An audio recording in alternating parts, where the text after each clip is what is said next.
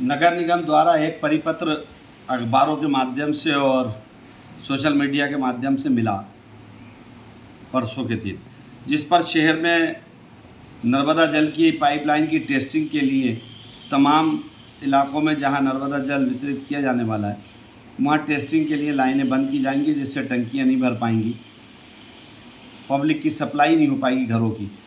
इस टेस्टिंग को लेकर निगम ने 3 दिन के लिए पानी, लगभग 2 दिन पूरे और अगला दिन का आधा दिन मांगा है कि 60 घंटे पानी का वितरण, पानी की सप्लाई बंद रहेगी। भोपाल शहर की जनता से दरख्वास्त करूंगा कि आप लोग अपनी व्यवस्था खुद करने का प्रयास करें। हालांकि मैंने कलेक्टर भोपाल, प्रभारी मंत्री भूपेंद्र सिंह जी, नगर निगम आयुक्त तीनों से कहा है कि मेहरबानी करके गर्मी के इस भीषण संकट के समय पे इस तरह की टेस्टिंग करना उचित नहीं है।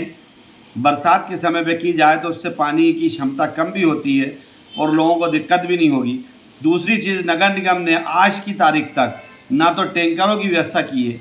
जो ट्यूबवेल मोहल्लों में लगे हैं, बहुत सारे ट्यूबवेल बंद पड़े हैं।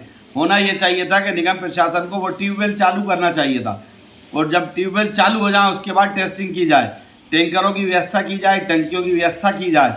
ये तमाम व्यवस्थाएं न करने के बाद पानी को रोकना और टेस्टिंग करना उचित नहीं मानता।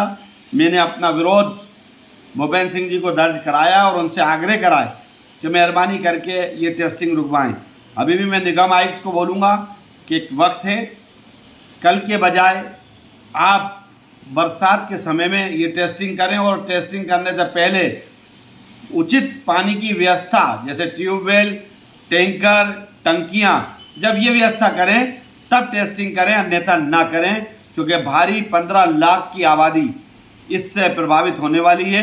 मेहरबानी करके शहर के तमाम वरिष्ठ नेताओं से भी दरख्वास्त करूंगा कि वो भी जिला प्रशासन से मेरी बात का तायद करें, ताकि भोपाल की जनता को इस परेशानी से बचा सके।